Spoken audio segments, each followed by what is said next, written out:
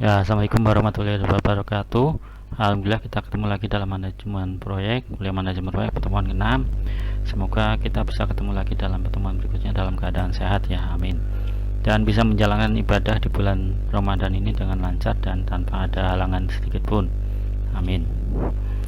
Ya, hari ini kita akan membahas mengenai project time management ya, atau pengaturan waktu di proyek kita. Ya, kita mulai saja. Ya, pentingnya jadwal proyek ya, atau pentingnya pengaturan jadwal proyek.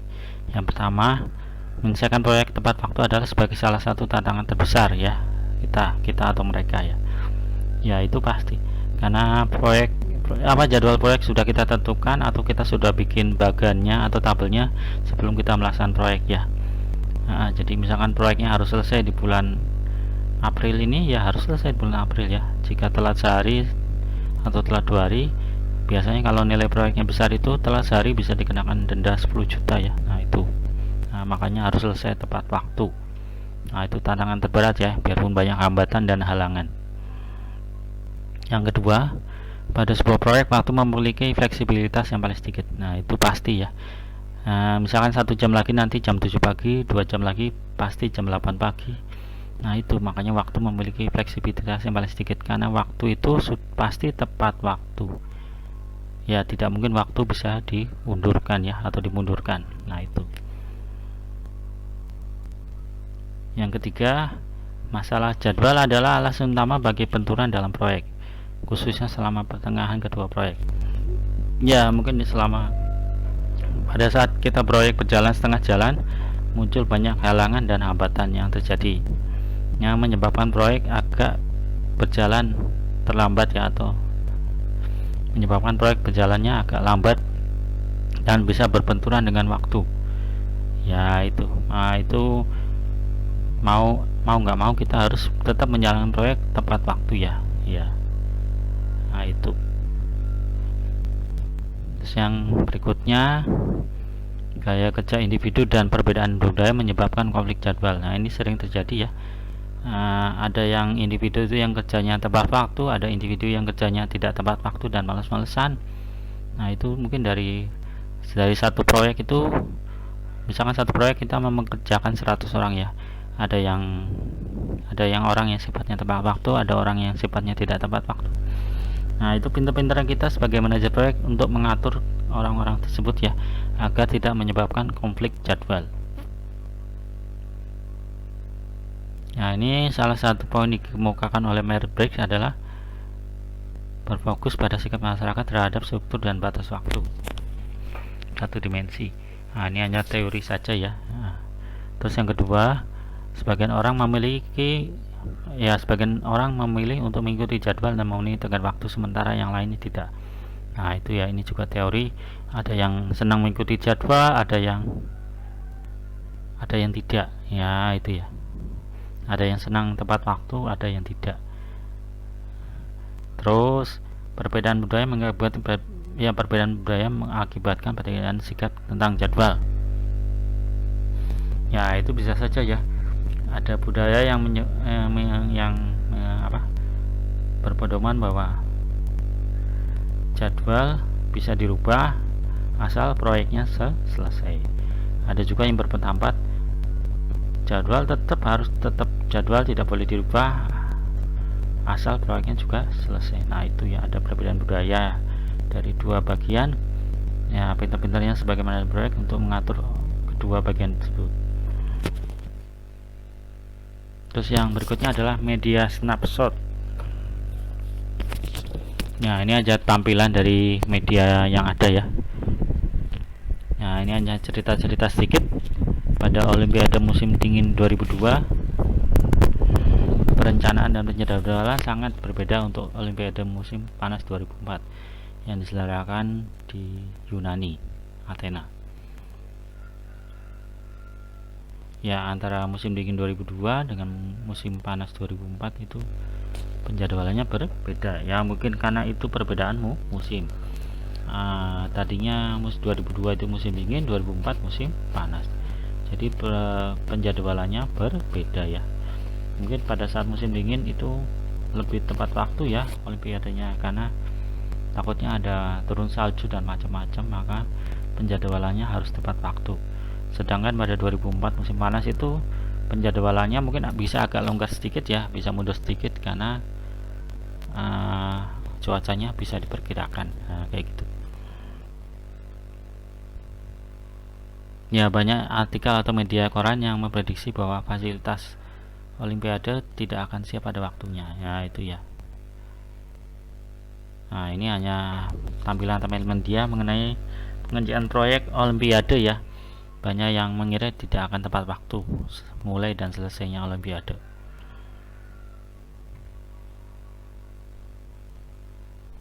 Nah ini hanya yang ketiga juga hanya omongan-omongan orang ya mengenai acara Olimpiade. Terus berikutnya kita melangkah ke berikutnya, manajemen waktu proyek. Perencanaan pengelolaan jadwal perencanaan pengelolaan jadwal itu terdiri dari menentukan kebijakan, prosedur dan dokumentasi yang akan digunakan dalam perencanaan, pelaksanaan dan pengendalian jadwal proyek. Ya, dalam perencanaan jadwal itu kita harus menentukan kebijakan yang akan kita lakukan, menentukan prosedur yang akan prosedur itu sama seperti tata aturan ya, dan dokumentasi yang akan digunakan ya. Setiap kita melaksanakan proyek itu harus ada dokumentasinya ya.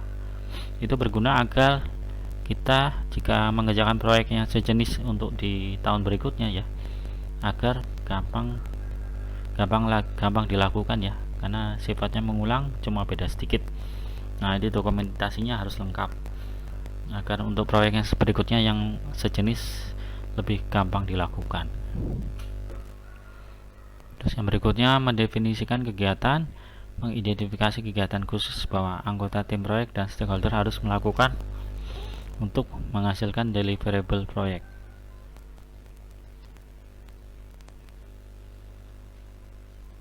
Ya, bahwa anggota tim proyek dan stakeholder itu harus bekerja sama untuk menghasilkan hasil akhir proyek yang diharap-harapkan. Terus yang ketiga, aktivitas sequencing, yaitu mengidentifikasi dan mendokumentasikan hubungan antara kegiatan proyek. Nah ini pasti ya, kira-kira proyek itu harus bisa diidentifikasi ya, kegiatan hari ini apa, kegiatan besok apa ya. Jadi nanti untuk dokumentasinya jadi jelas ya. Misalkan hari ini kegiatan proyeknya di dalam ruangan, maka dokumentasinya di luar ruangan. Jika besok kegiatan proyeknya di luar ruangan, maka dokumentasinya di luar ruangan. Ya misalkan kegiatannya besok itu memasang itu ya, menara sutet ya. Nah, tahu ya menara sutet itu yang tiang listrik tinggi sekali, yang tiang listrik yang tingginya sampai sekitar 30 meter itu ya. Nah itu harus ada dokumentasinya ya. Nah itu dokumentasinya tidak mungkin dilakukan menggunakan kamera foto biasa ya. Nah, mungkin untuk dokumentasinya menara sutet yang 30 meter itu dokumentasinya menggunakan itu ya, pesawat drone itu. Nah itu ya, jadi kitanya di bawah, pesawat drone-nya yang terbang ke atas untuk dokumentasi. Nah ini itu hanya contoh aja dari aktivitas sequencing. Terus estimasi sumber daya ya, kira-kira kita harus bisa memperkirakan sumber daya yang akan digunakan ya. Mungkin hari pertama sumber dayanya 10 orang, hari kedua mungkin 20 orang, hari ketiga mungkin 15 orang. Nah itu kita harus bisa memperkirakan sebelum dilaksanakan proyek, karena estimasi sumber daya itu juga berkaitan erat dengan waktu berjalannya proyek. Terus yang berikutnya memperkirakan jangka waktu kegiatan ya. Kita harus bisa memperkirakan jumlah periode kerja yang dibutuhkan untuk menyelesaikan kegiatan ya. Itu pasti ya, dalam satu periode itu butuh waktu berapa bulan, periode kedua berapa bulan, periode ketiga berapa bulan. Yaitu karena berkaitan dengan waktu dan kegiatan proyek yang akan diselesaikan. Terus berikutnya membangun jadwal, menganalisis urusan kegiatan. Nah ini pasti ya, kita harus bisa menganalisis urutan kegiatan mana dulu yang harus dilakukan, dan kita juga bisa harus menganalisis kegiatan satu dan kegiatan lainnya itu berhubungan atau enggak. Nah itu karena berkaitan dengan sumber daya dan juga berkaitan dengan durasi kegiatan untuk membuat jadwal proyek. Terus berikutnya mengontrol jadwal, mengendalikan mengelola perubahan jadwal proyek ya. Mungkin di tengah-tengah jalan itu bisa saja ada perubahan jadwal proyek ya, mungkin karena adanya hambatan atau halangan. Nah, tapi pintar-pintarnya kita untuk mengatur biarpun jadwal proyeknya berubah, tapi harus tetap tepat waktu, selesai tepat waktu. Nah, ini contoh ya, ini contoh gambaran dari manajemen waktu proyek ya. Dimulai dari atas planning ya, terus proses output, proses output, proses output ya, terus ada monitoring dan controlling, dilihat apakah sesuai jadwal atau enggak ya. Kalau sudah selesai jadwal dan sesuai yang output yang diinginkan, maka pada akhirnya proyeknya sudah finish ya, atau selesai. Terus berikutnya dalam planning schedule ya, dalam planning schedule manajemen, tim proyek menggunakan pertimbangan ahli ya, itu untuk teknik analisis dan rapat untuk mengembangkan rencana pengelolaan jadwal ya, itu pasti. Sebuah rencana pengelolaan jadwal meliputi pengembangan model jadwal, metodologi penjadwalan, tingkat akurasi dan satuan ukuran, ambang batas kendali, aturan pengukuran kinerja, format pelaporan, dan diskusi proses. Nah, ini sebuah perencanaan penjadwalan itu isinya banyak sekali ya. Ada pengembangan model jadwal ya. Jadwal itu bisa dikembangkan di tengah jalan, bisa metodologi penjadwalan, tingkat akurasi dan satuan ukuran, ambang batas kendali, aturan pengukuran kinerja, format pelaporan, dan diskusi proses. Nah, ini dalam rencana pengelolaan jadwal itu isinya ada 1 2 3 4 5 6 7 ya, itu harus ada, ini harus ada semua ya agar proyeknya berjalan lancar. Berikutnya adalah mendefinisikan aktivitas. Suatu aktivitas atau tugas adalah elemen kerja yang biasanya ditentukan pada diagram WBS ya, yang memiliki durasi, biaya, dan kebutuhan sumber daya yang diharapkan. Definisi aktivitas melibatkan pembuatan diagram WBS yang lebih rinci beserta penjelasannya untuk memahami semua pekerjaan yang harus dilakukan sehingga kita dapat membuat pilihan biaya dan durasi yang realistis. Ya, dalam diagram WBS itu nanti dijelaskan pekerjaannya harus dilakukan ya. Ya, pekerjaan apa saja yang harus dilakukan itu muncul di dalam diagram WBS agar kita bisa membuat perkiraan biaya dan durasi waktu yang realistis. Nah, Anda sudah pernah membuat diagram WBS apa belum? Ya, jika belum, maka materinya ini berikutnya dilanjutkan dalam cara untuk membuat diagram WBS ya. Nah, ini saya pindah ke materi slide PowerPoint satunya. Ya, ini ya, membuat diagram WBS ya, work breakdown struktur ya. Ini membuat diagram WBS. WBS adalah perangkat yang membantu kita untuk menentukan kelompokan elemen-elemen pekerjaan tugas, membantu mengetahui ruang lingkup pekerjaan.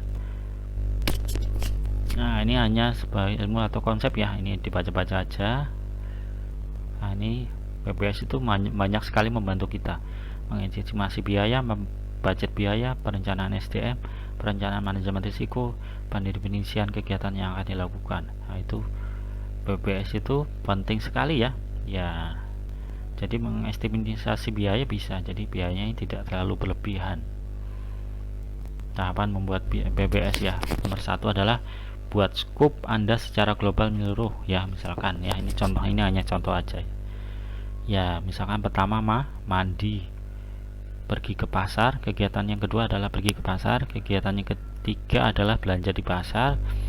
Kegiatan yang keempat adalah pulang ke rumah ya. Nah, ini kegiatannya ada 4 ya. Ini secara global kegiatannya ada 4. Mandi, pergi ke pasar, belanja di pasar, dan pulang ke rumah. Ini adalah kegiatan secara global. Terus ya, oh ya, ada nomor 5, sampai ke rumah. Ini termasuk dalam langkah ke-1 ya, kegiatan secara global. Terus langkah yang kedua adalah pecah lagi scope tersebut di atas. Kerjaan umum yang Anda sebutkan lebih kecil. Ingat aturan 880 ya. Oh ya, aturannya nanti saya jelaskan belakangan. Mandi itu bisa dipecah lagi ya. Mandi itu terdiri dari gosok gigi. Oh, entar, saya betulkan urutannya dulu ya. Sorry.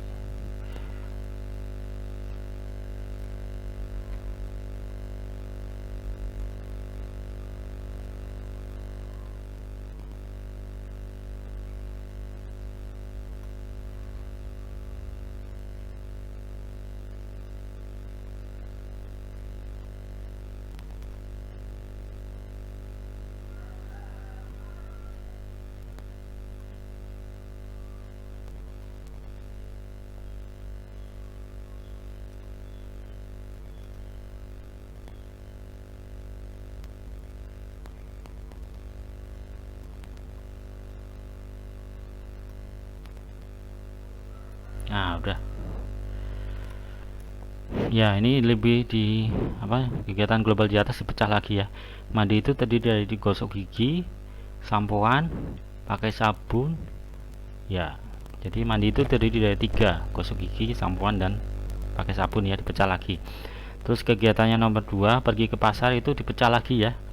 Nomor 1 pakai baju, nomor 2 sarapan, nomor 3 ambil kunci mobil, nomor 4 bawa motor ya, nomor 5 lewat jalan Malioboro, nomor 6 parkir motor di pasar ya. Nah, ini kegiatan yang global tadi yang pada nomor 1 pecah lagi ya. Nah, ini saya tidak jelaskan sampai yang nomor 4 ya, nanti Anda mungkin bisa memahaminya sendiri ya. Ya, ini hanya nomor 1 2 saja. Yang pasti Anda sudah paham ya, kegiatannya nomor 1 tadi dipecah pada langkah yang nomor 2 ini ya. Terus habis itu nomor 3 baru kita menggambar diagram WBS nya ya. Nah, itu tadi kegiatannya nomor 1 dan 2 itu yang sudah kita pecah, sudah digambar di sini ya. Kegiatan mandi sudah ada gambarnya, kegiatan pergi ke pasar juga ada gambarnya di sini, di atas itu. Ini adalah langkah yang nomor 3, sudah berbentuk diagram WBS. Ya, ini jika ada yang kurang jelas mengenai cara menggambar diagram WBS, silahkan WA ke saya ya. Ya, kalau sudah tidak ada pertanyaan, nanti Anda langsung mengerjakan kuisnya ya. Nah, jadi silakan Anda membuat diagram WBS. Silakan menghubungi saya dulu lewat WA ya, untuk mengumpulkan judul ya, agar tidak sama ya. Ya, diusahakan judulnya jangan sama dengan saya dan jangan sama dengan teman-temannya. Makanya WA dulu ke saya. Terus buat diagram WBS mengikuti penjelasan sebelumnya di atas. Ya, jadi dimulai dari langkah ke-1, kemudian langkah kedua dan langkah ketiga. Langkah ke-1 dan 2 dibuat lengkap ya. Nah, soalnya contoh saya di atas tadi tidak lengkap ya. Nah, itu. Jadi langkah ke-1 dan 2 dibuat lengkap. Dikumpulkan hari ini juga pada saat Anda membaca materi ini. Nanti saya periksa, kemudian nanti ada pertanyaan dari saya. Nah, itu ya.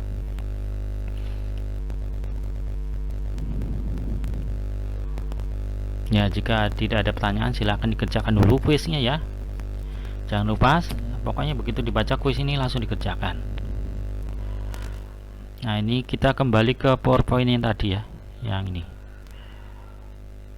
Nah, ini materi berikutnya, silahkan dibaca-baca lagi sampai yang tugas ya. Oh ya, tugas yang belum ada ya, nanti tugasnya menyusul. Ya, mungkin untuk kuliah hari ini cukup sekian ya. Semoga bisa ketemu lagi dalam pertemuan berikutnya dalam keadaan sehat ya. Amin. Ya, terima kasih banyak. Wassalamualaikum warahmatullahi wabarakatuh.